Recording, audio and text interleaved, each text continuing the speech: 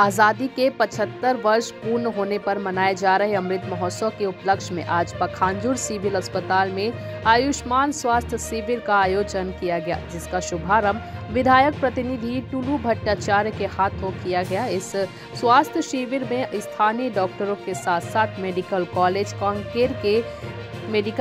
कांकेर के भी डॉक्टरों ने अपनी सेवाएं दी।